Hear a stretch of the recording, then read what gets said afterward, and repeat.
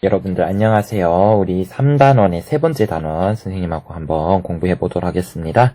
우리는 이번 시간에 바람직한 금융생활이라는 단원이고요. 교과서는 60쪽에서 63쪽까지 우리 내용을 함께 살펴보도록 하겠습니다. 자, 이번 단원에서는 우리는 생애 주기라는 것을 배우고요. 그리고 이 생애 주기와 더불어서 우리가 자산 관리를 어떻게 해야 될지에 대해 우리 함께 한번 보도록 하겠습니다.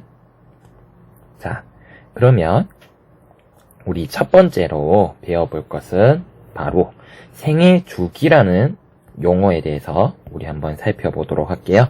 자, 생애 주기라는 용어는 도대체 어떤 것인가? 생애 주기라는 것은 바로 나이에 따라 달라지는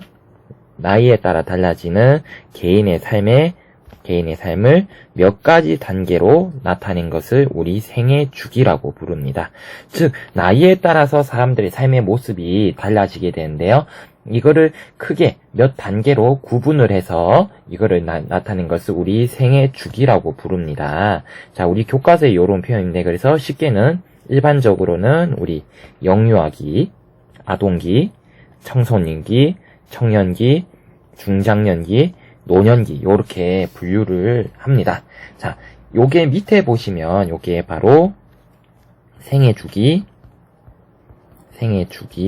그래프라고 볼 수가 있는데요. 우리가 이 생애 주기 그래프를 이해를 해야 되는 이유가 무엇이냐면요. 생애에 따라서 소비와 소득, 그러니까 쉽게 말하면 돈을 쓰는 녀석이죠.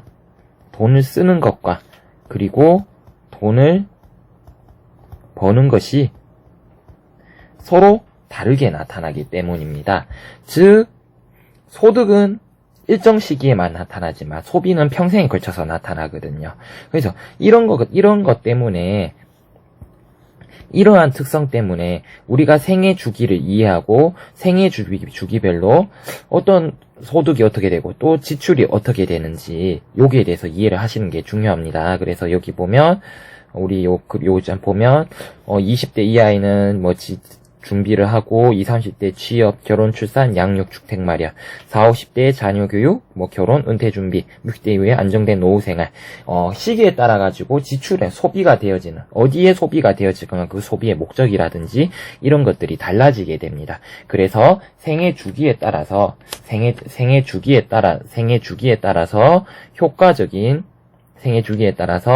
효과적인 이러한 소비 계획을 세우는 것이 굉장히 중요해지게 되거든요.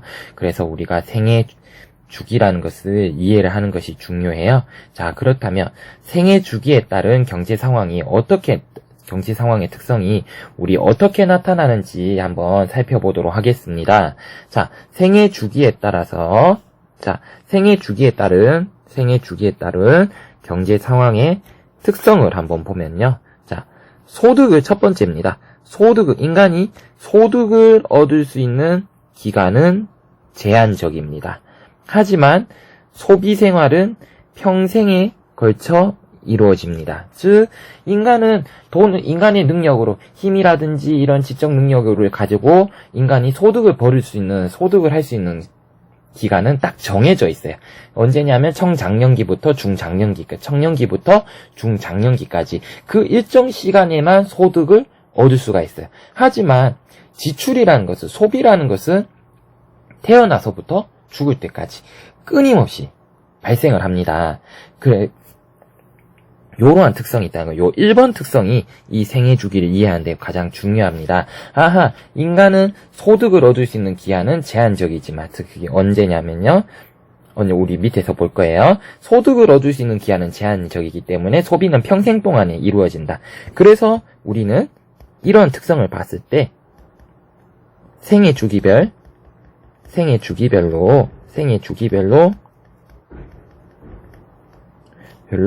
효율적인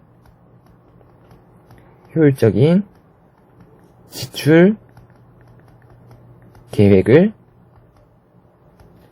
수립을 해야 된다는 거죠. 그리고 우리가 이제 여러분들이 나중에 이제 회사에 취직을 해서 이제 돈을 모으기 시작하면 이제 단기적인 안목보다는 장기적인 안목을 가지고 이러한 우리 금융 자산을 관리를 하는 것이 굉장히 중요해지게 됩니다. 중요하게 됩니다. 그리고 생애 주기에 따른 경제 상황의 특성 두 번째로 보면요. 또 시기별로 개인의 소득과 소비 수준이 달라지기 때문에 소비가 소득보다 많거나 또는 소득이 소비보다 많은 시기가 발생을 한다는 거죠. 그러니까 쉽게 얘기하면 시기에 따라서 크게 두 가지 패턴이 나타난다는 거예요. 즉 어떤 때는 소비와 소득을 비교하자면 소비가 더 많을 때가 발생을 할 수가 있고 또는 소비와 어떤 시기에는 소비와 소득을 비교하냐면 소득이 훨씬 더 많은 시기가 발생을 할 수가 있다는 겁니다. 이거는 약간의 개인차가 존재를 합니다. 자, 그렇다면 우리 일반적인 경우를 한번 살펴볼게요. 일반적인 생애 생애의 소득과 소비 패턴을 비교를 하자면요. 영유아기 때입니다. 영유아기에서 노년기까지는요, 지속적인 소비 활동이 이루어진다라는 거. 그래서 영유아기부터 노년기. 그러니까 즉 이거는 사람의 일생 전체겠죠. 즉 소비 활동은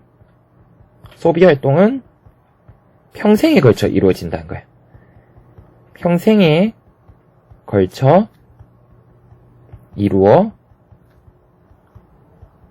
이루어진다라는 점 우리 이해를 해두시면 좋을 것 같고요. 하지만 소득이라는 것이 이게 중요해요. 소비는 평생에 걸쳐 일어나지만 소득은 어떻게 되느냐? 소득은 직업을 가지게 되는 청년기에서 중장년기에 주로 발생을 한다. 자, 다시 한번 정리할게요. 소득이라는 것은 청년기에서 중장년기에 주로 발생을 하게 된다라는 거죠.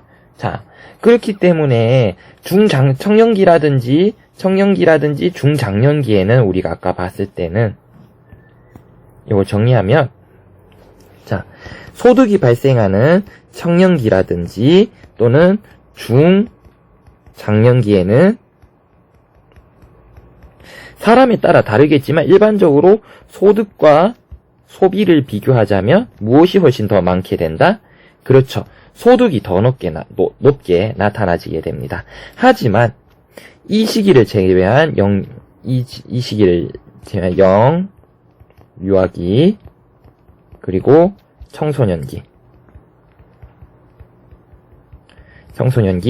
노년기에는 소득이 없잖아요. 그렇기 때문에 소득과 소비를 비교하면 무엇이 훨씬 더 많게 된다? 그렇죠. 소비가 훨씬 더 많이 이루어지는 패턴이 이루어지기 때문에 이루어집니다. 그래서 여러분들이 지금은 어떻게 금융 자산이 없으니까 어떻게 이거를 자산을 어떻게 관리를 해야 될까 고민을 할 수가 없지만 이제 여러분들이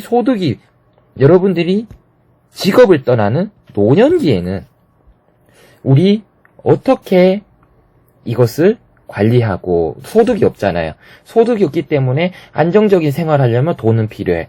그렇다면 소득은 없어. 근데 소비는 계속 이루어지게 되니까 이 노년기를 대비해서 젊었을 때부터 그러니까 청장년기부터 장기적인 안목을 가지고 이러한 금융 관리를 하고 하는 것이 굉장히 중요해지게 됩니다.